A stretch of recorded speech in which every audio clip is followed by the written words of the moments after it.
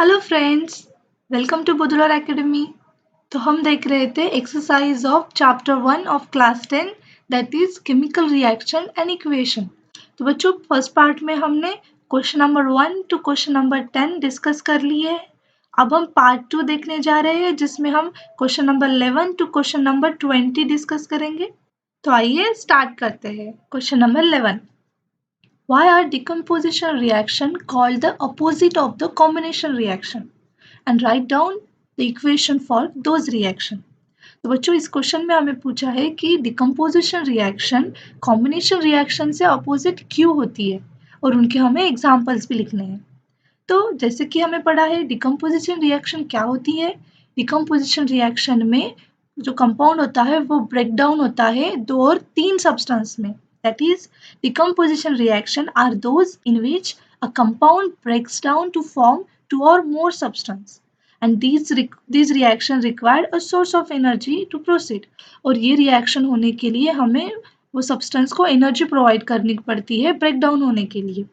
Thus they are exact opposite of combination reaction।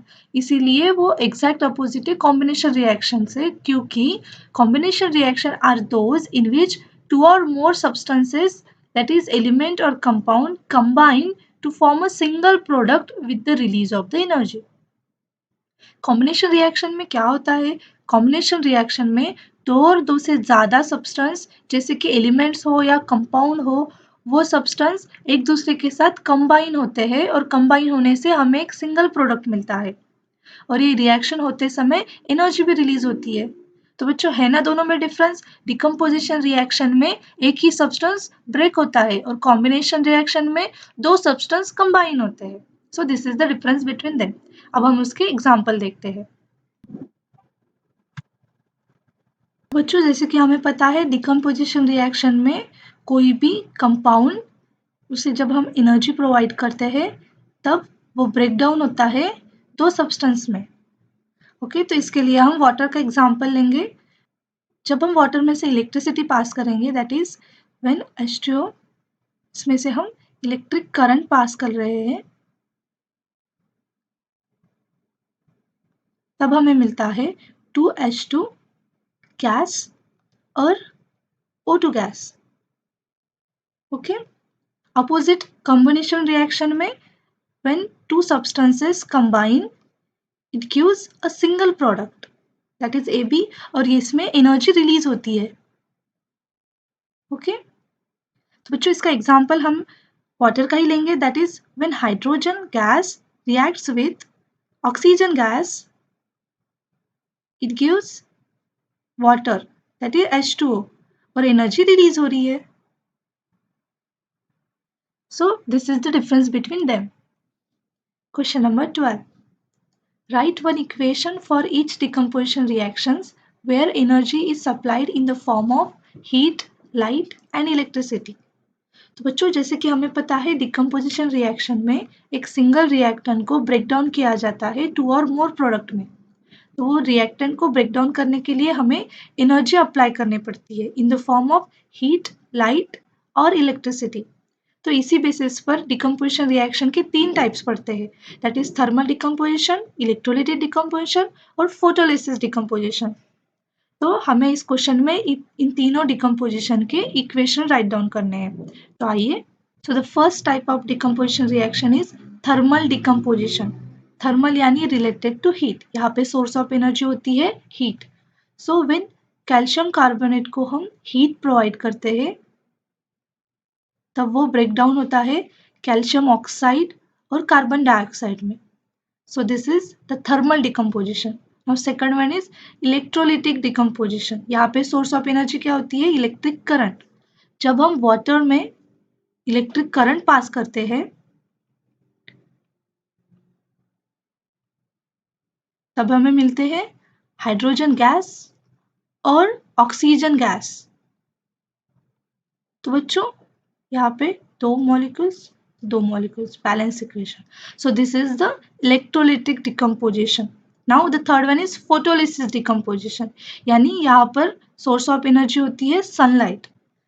जब silver chloride that is AgCl को हम sunlight में रखते हैं, धूप में रखते हैं, तब हमें मिलता है Ag और Cl, यानी इस रिएक्शन में हमें सिल्वर और क्लोरीन सेपरेट मिलते हैं.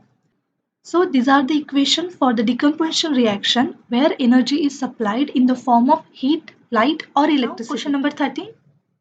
What is the difference between displacement and double displacement reactions? Write equation for these reaction. इस क्वेश्चन में हमें डिस्प्लेसमेंट और डबल डिस्प्लेसमेंट में क्या डिफरेंस है वो पूछा गया है और उन दोनों रिएक्शन के हमें इक्वेशंस लिखने हैं. So the answer is in displacement reaction, a more reactive metal displaces a less reactive metal from its compound. तो बच्चों displacement reaction में क्या होता है, अगर AB is a compound and C is a metal, तो C ज़्यादा reactive होने के कारण B को रिप्लेस कर देता है और उस जगह पे जाके बैठ जाता है और हमें B अकेला मिलता है. So this is the displacement reaction where the more reactive metal displaces a less reactive metal in a compound. Okay, तो इसका एग्जाम्पल लेंगे. So in this reaction, when the metal ion is react with copper sulfate, it gives ferrous sulfate or copper. तो बच्चों इस reaction में हमें पता है copper is very less reactive than ferrous. So ferrous यहाँ पे कॉपर को डिस्प्लेस कर देता है और SO4 के साथ बॉन्ड बना लेता है और हमें copper as a by product मिल जाता है. So this is the displacement reaction. But in double displacement reaction, new compound is form by mutual exchange of ions between the two compounds. Double displacement reaction में दो compound जब mix होते हैं तब वो दो कंपाउंड के आयंस आपस में एक्सचेंज हो जाते हैं, तो उस रिएक्शन को हम डबल डिस्प्लेसमेंट रिएक्शन कहते हैं. For example, if AB compound reacts with CD compound, तब क्या होता है, A C के साथ बॉन्ड फॉर्म करता है और B D के साथ बॉन्ड फॉर्म करता है. इसके कारण हमें मिलता है AC और BD. So this is the double displacement reaction. यहाँ पे mutual exchange of ions हुआ है between two compounds. So इसका example लेंगे. So when sodium sulfate reacts with barium chloride, तब सोडियम क्लोरीन के साथ रिएक्ट कर लेता है और बेरियम सल्फेट के साथ बॉन्ड फॉर्म कर लेता है, इसलिए हमें मिलता है बेरियम सल्फेट और sodium chloride. So this is the double displacement reaction where the new compounds are formed by mutual exchange of ions between two compounds. Now the next question. Now question number 14. In the refining of silver, the recovery of silver nitrate solution involve displacement by copper metal. Write down the reaction involved. तो यहाँ पर refining of silver की reaction हमें लिखने को कहा है, तो वो रिएक्शन कुछ इस तरह से होती है.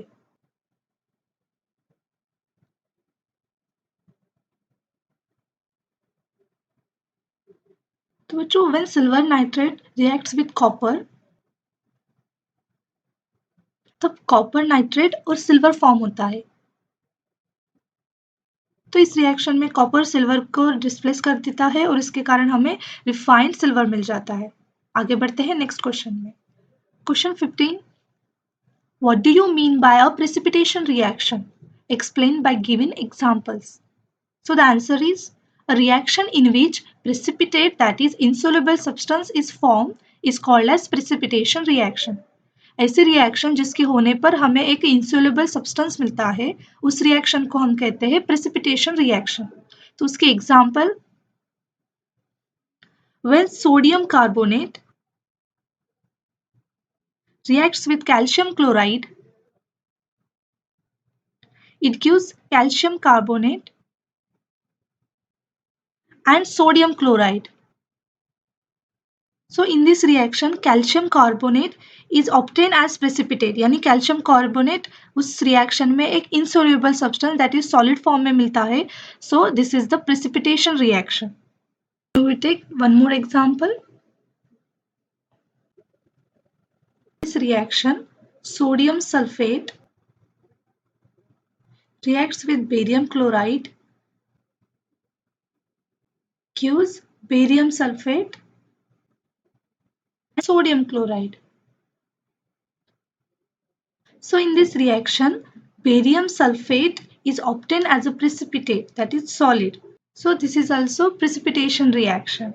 Now the next question. Question number 16.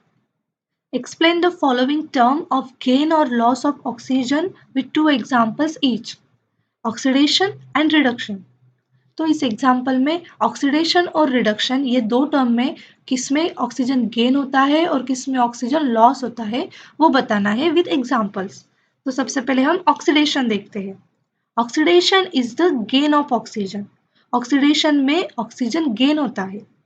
अगर आप एग्जाम्पल लोगे, carbon dioxide reacts with H2 gives carbon monoxide plus H2O। तो इस रिएक्शन में रिएक्टेंट साइड पे हाइड्रोजन है और प्रोडक्ट साइड पे hydrogen oxide that is H2O है, यानी हाइड्रोजन ने एक ऑक्सीजन गेन कर लिया। So this is the oxidation reaction. Also one more example, when copper reacts with oxygen we get copper oxide 2 और यहाँ पर भी 2। तो बच्चों इस रिएक्शन में पहले सिर्फ कॉपर था और हमें प्रोडक्ट में कॉपर ऑक्साइड मिल रहा है, यानी यहाँ पर भी गेन ऑफ ऑक्सीजन हुआ। सो this is also the oxidation reaction. Now reduction. Reduction is the loss of oxygen. Reduction में ऑक्सीजन लॉस होता है।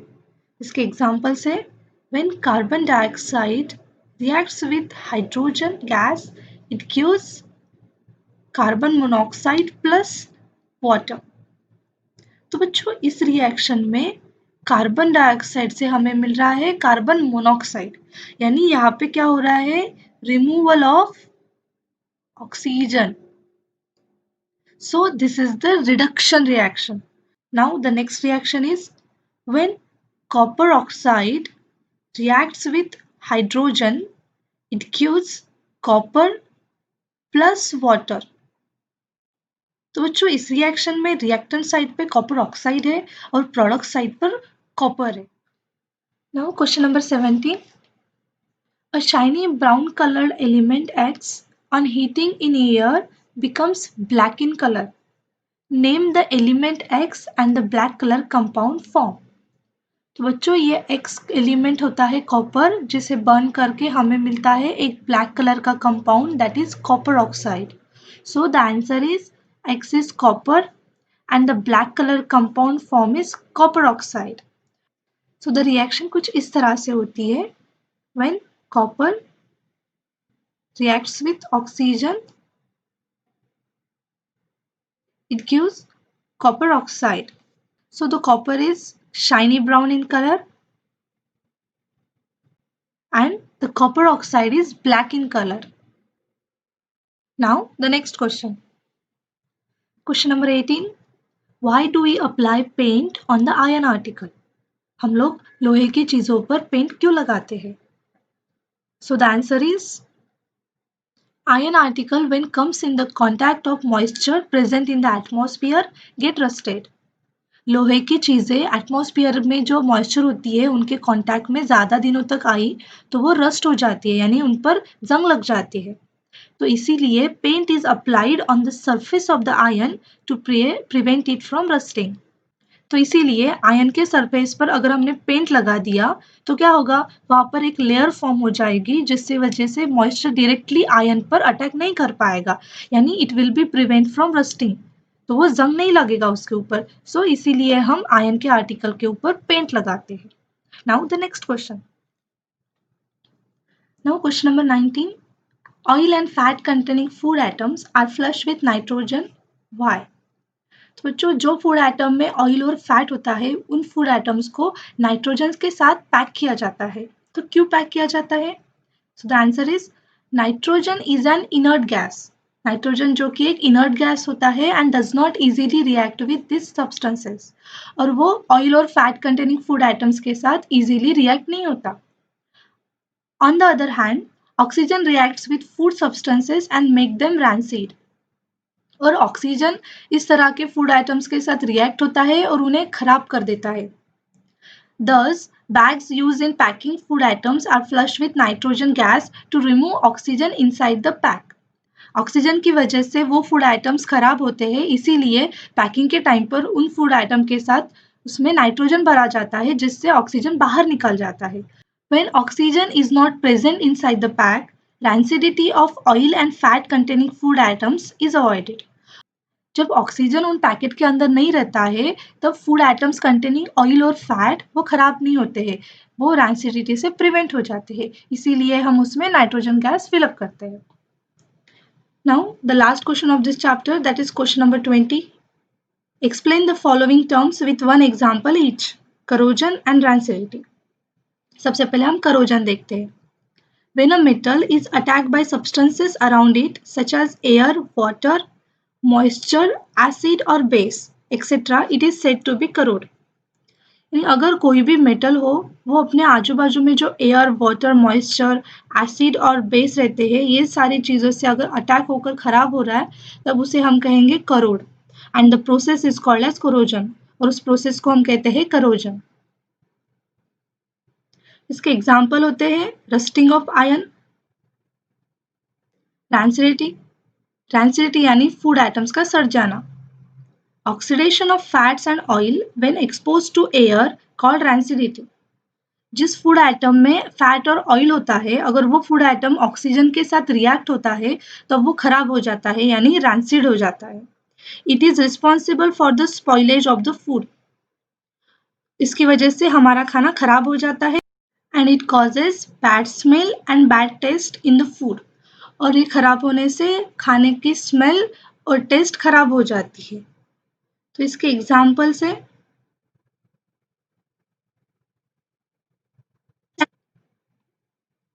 Taste and smell of butter changes when kept for a long time. अगर butter को बहुत ज़्यादा दिनों तक रख दिया तो उसका टेस्ट और स्मेल चेंज हो जाएगा जिसकी वजह से वो रैंसिड हो जाएगा। तो बच्चों, रैंसिडिटी से अवॉइड करने के लिए हमें फूड आइटम्स को अच्छे से पैक करना चाहिए, उसे रेफ्रिजरेटर में रख देना चाहिए। So these are the methods to avoid rancidity. यहाँ पर आपका ये एक्सरसाइज खत्म होती है। See you in the next video.